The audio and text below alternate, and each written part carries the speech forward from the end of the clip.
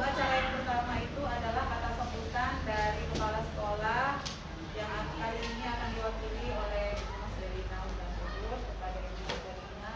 Saya persilahkan. Terima kasih banyak Bu Ica. Assalamualaikum warahmatullahi wabarakatuh. Selamat pagi dan salam sejahtera untuk kita semua.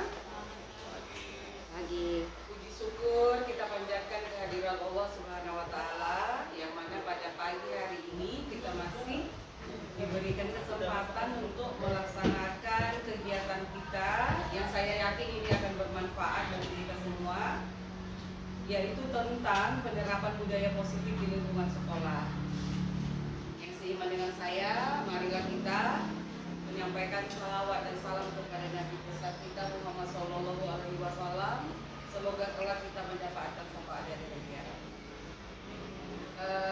Rekan-rekan sekalian yang saya hormati, sekali lagi kita selayaknya manusia biasa, apalagi dengan karir menjadi seorang guru yang seyogianya setiap hari menerapkan budaya positif dalam lingkungan kerja kita.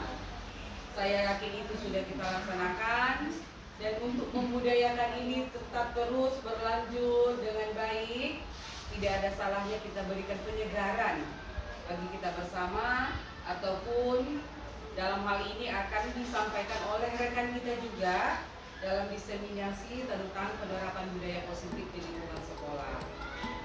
Untuk acara ini, kepada Bapak Ibu yang sudah berhadir di sini, terima kasih banyak. Saya yakin ini akan memberikan manfaat bagi kita, dan agar ini terlaksana dengan baik di sekolah kita, kita harus saling mendukung, bahu membahu, bergandengan tangan supaya ini terwujud dengan baik. Itulah harapan kita bersama. Tak banyak yang bisa saya sampaikan hari ini, maka dengan mengucapkan bismillah, acara diseminasi penerapan budaya positif di lingkungan sekolah kita buka dengan bismillah.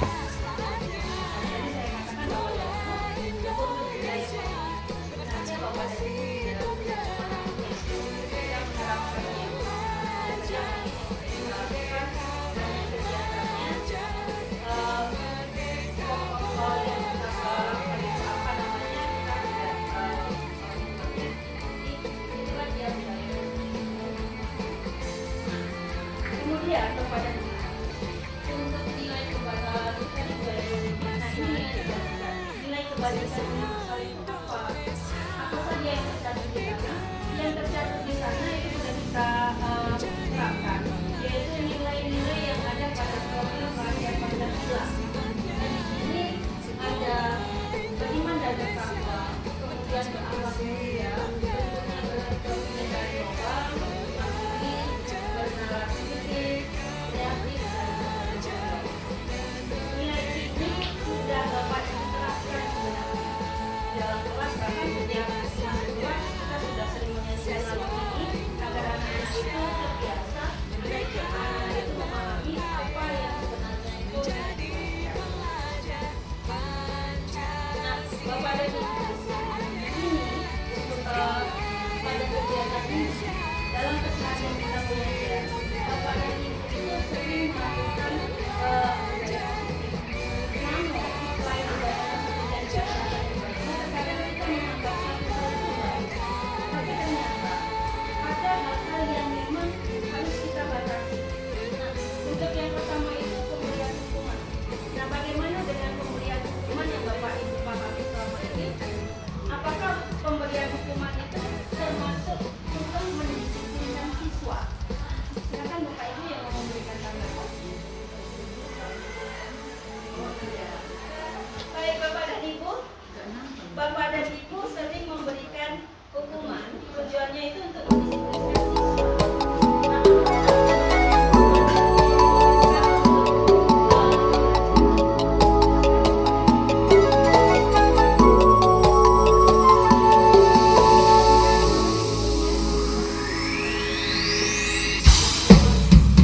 Tentang hukuman, apa pandangan Ibu tentang hukuman?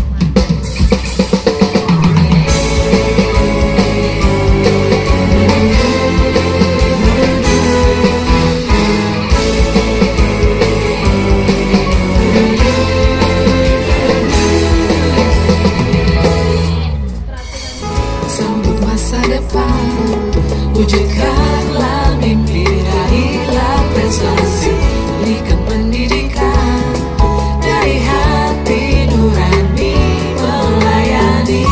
Sebentar kita bergerak, terapkan kurikulum merdeka dalam program sekolah penggerak.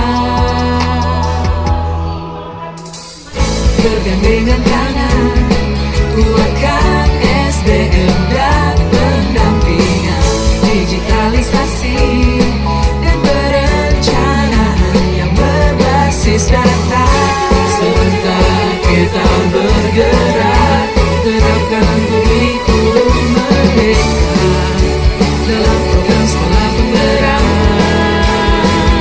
Ini masanya siswa Indonesia merdeka dan berkarya, menjadi pelajar Pancasila. Saatnya sekolah Indonesia bertransformasi penggerak, merdeka belajar, merdeka mengajar, dan merdeka berkarya.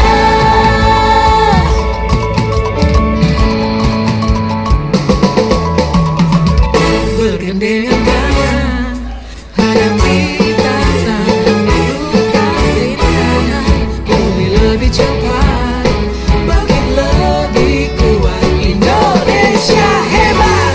Sebentar kita bergerak, terapkan kurikulum merdeka dalam program sekolah penggerak. Ini masanya siswa Indonesia merdeka dan berkarya, menjadi pelajar Pancasila. Saatnya sekolah Indonesia bertransformasi penggerak, merdeka belajar, merdeka mengajar, dan merdeka berkarya.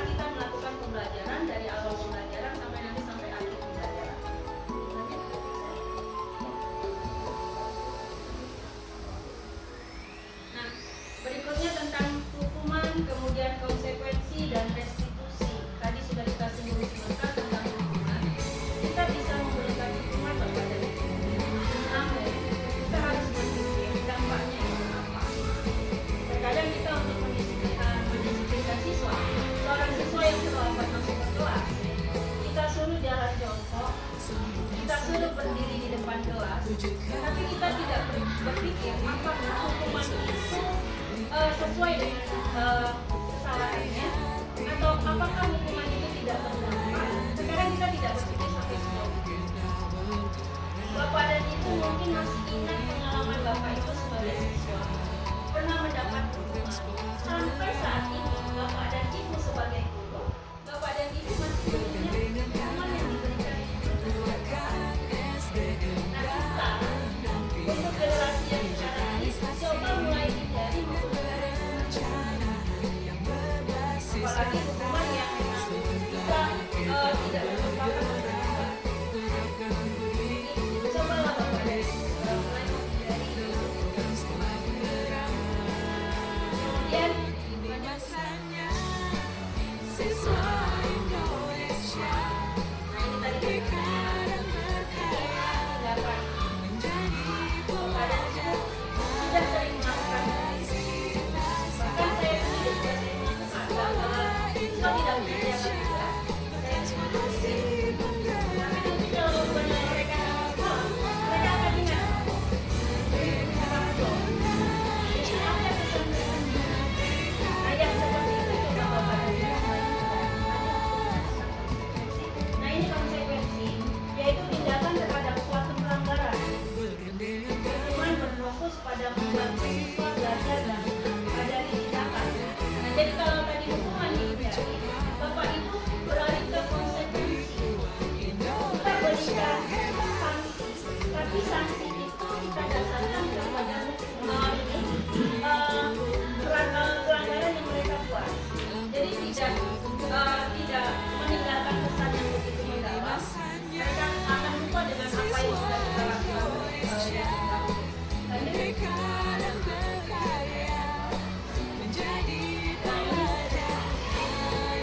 itu adalah proses menciptakan kondisi baru dalam tujuannya untuk memperbaiki kesalahan. Jika anak-anak atau ketika siswa melanggar peraturan ataupun membuat kesalahan pada pembelajaran kita, kita cari dulu apa penyebab mereka tidak mengerjakan tugas. Apa penyebabnya? Nah semua itu nanti bisa kita lakukan dengan beberapa langkah. Nah, yang pertama yaitu menstabilkan identitas. Penstabilan identitas. Kita menyadarkan siswa itu apa kesalahan yang sudah mereka lakukan. Sadarkah mereka melakukan kesalahan? Misalnya, siswa tidak mengerjakan tugas. Kalau kita kan langsung kerja, kita kan namanya tugas untuk jalan jauh.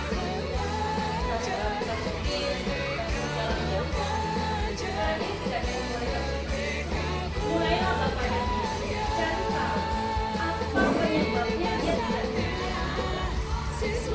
mereka menyadari tidak. Kemudian yang kedua, validasi tindakan. Validasi tindakan yang salah.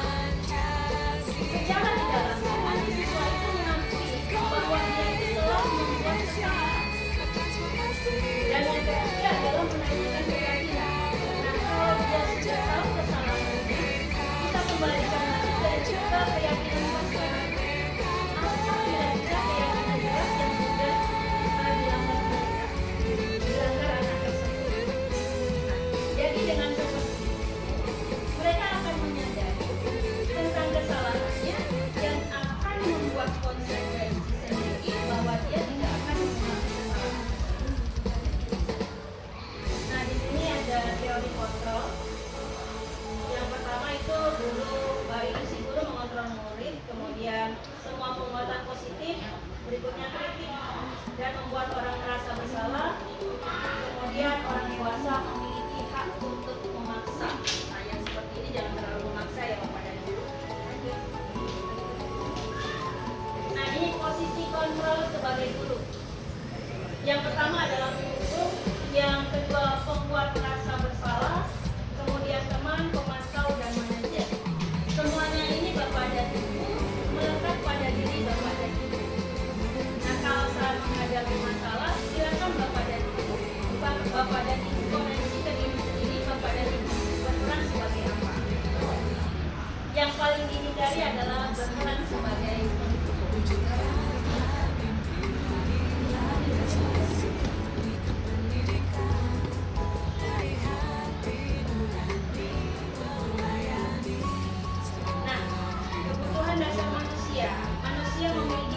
dasar. Yang pertama itu bekal, kemudian kasih sayang dan rasa menerima, 3 penugasan, penguasaan, yang keempat kebebasan, dan yang kelima adalah kesenangan. Kita bisa koreksi, kita bisa tanya ke anak saat dia melakukan kesalahan yang ada pada kebutuhan anak.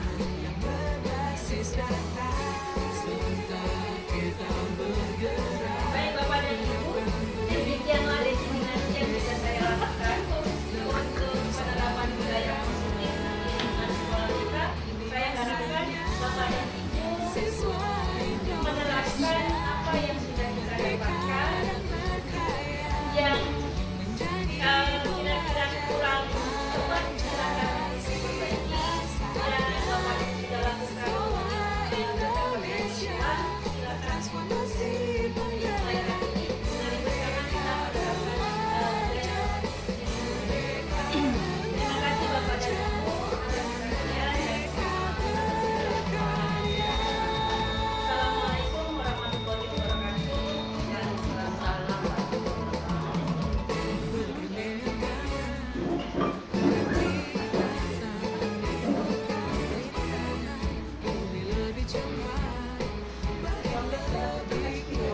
membawakan kemudian saya aktifkan apa yang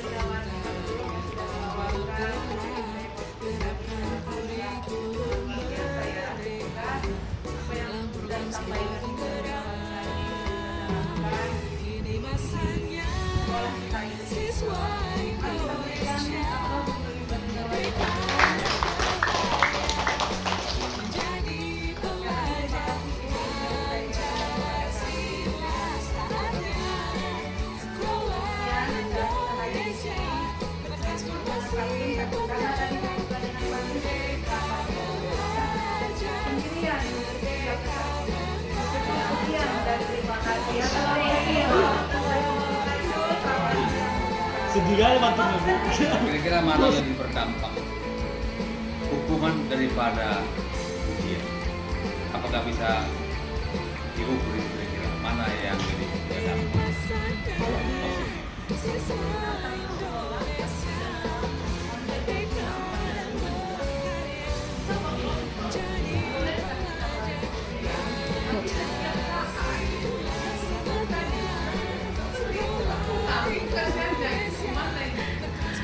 Kalau seperti itu, boleh saja Bu. Kita anak itu tidak sarapan karena nggak bawa bontot. Mungkin faktor orang tuanya juga yang kurang mampu sehingga apa yang mau dikonsumsi pagi itu tidak ada, sehingga kita merasa iba. Kan kita iba. Itu perhatian juga sebenarnya kita kasih ke anak tersebut. Ya, tapi kalau terus menerus juga kita harus berpikir, kita menyadarkan anak tersebut juga gitu. Bisa kita katakan bahwa tidak setiap hari mungkin ibu atau Umi untuk bawa bekal. Kalau ibu bawa bekal boleh saja gitu kan kita kasih. Tapi kalau enggak ya jangan buat anak itu menjadi ketergantungan pada kita. Kita berikan kesadaran juga.